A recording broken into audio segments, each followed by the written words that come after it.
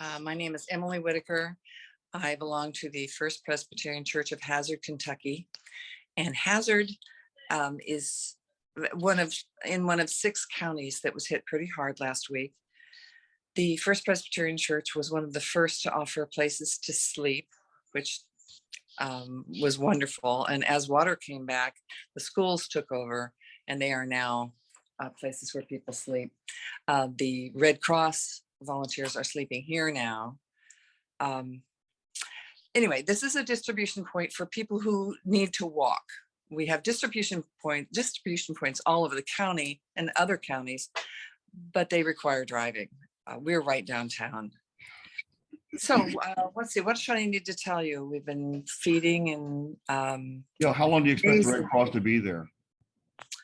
A while. A while. We still have people in hollers that we haven't gotten to. I say I've not been up a holler. I live on a mountain, and I see on the way home. Would you please explain for those in Florida what a holler is? Oh, yes. These mountains are steep, and they have lovely little valleys. They're little valleys, and hollers are sometimes all populated by a family.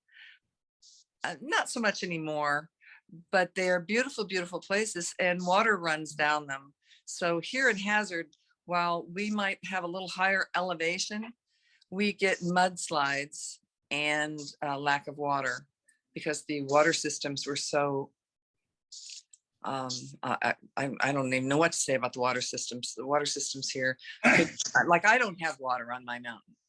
Wow. And there are many people without water and electricity. So I've been out to a holler. I've been out a bit. My friends here that were going to join me later to help unload my trailer have really done so much more than I have. They were here day one at this church helping people. Wow. And they've just been amazing. I mean, they're just on 24/7, just like everybody else is. Oh.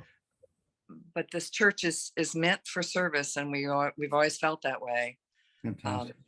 I will tell you another story that I think is phenomenal is that I have a knitting group when I lived in DC, and they got together and collected money and donations of cleaning supplies, canned goods. And I drove up there yesterday, or whatever day it was. Anyway, I came back yesterday with a trailer load, just like so many other groups have. We have groups from Corbin, Kentucky, kind of nearby Kentucky that aren't affected, that have come in with 18-wheelers of water. It's wonderful. It's heartwarming. We very much appreciate it. We do know, however, that this is a long haul.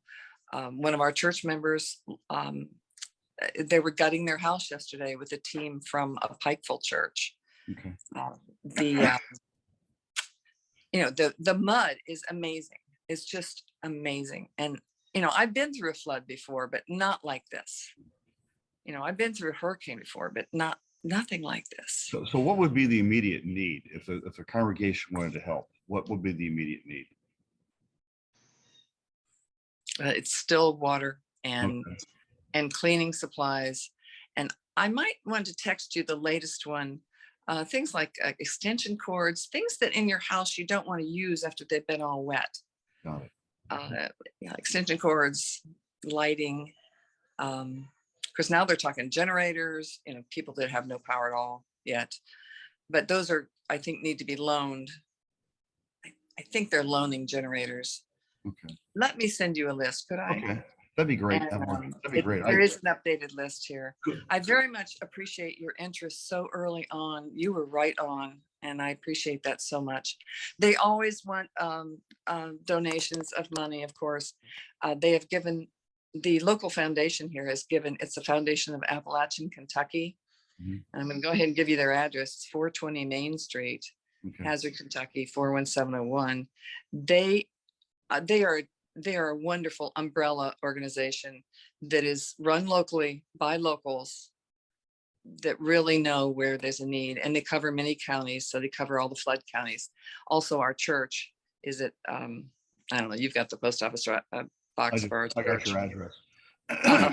Yeah, because yeah, we have a lot of people staying here. We're a tiny church. We're doing what we can. Um, and I believe that clothing will be a problem sooner or later. Okay. Right now, we've got massive amounts of clothing being donated, so we're going to have to set up a little store somehow. Yeah. And you mentioned about a family. You mentioned about a family in the church having a casualty with the flooding. Yes, I'm sorry. I forgot about, I don't want to forget about this. It was so sad. A woman named Grace, she was looking for her brother, and they waited days and days, and finally they found his body. And that's been sad for us. The other piece of this is we still have people, many of our younger people have COVID. Yeah. So they can't even come help. They're at home doing laundry for people. It's, you know, everybody's doing something, everybody. Well, I got to tell you, I just appreciate your spirit.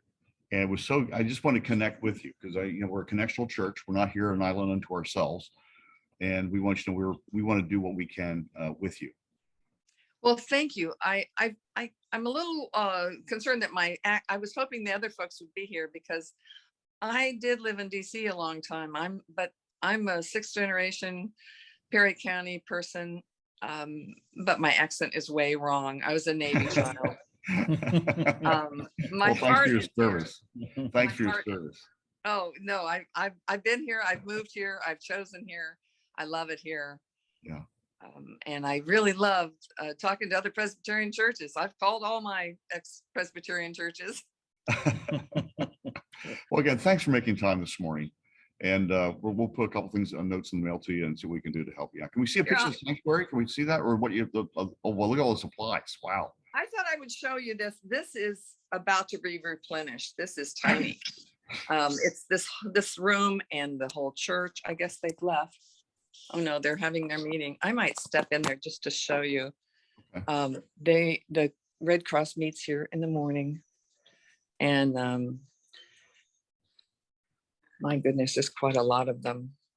Oh, it's Wow. a Big group. Be out of here in 10 minutes, 5 to 10 minutes. I'm just showing people you're here. Oh, I don't know if you saw how many, but there's got to be at least 30, maybe. That's amazing. That's More. amazing. Yeah, and I think they're kind of uncomfortable. I'm going to take a few home tonight. Okay. They didn't realize they could go out to, I mean, within 12 miles of here, we have houses that aren't affected at all. Wow. So we're going to try to get them real bad. Okay. Emily, thank you so much.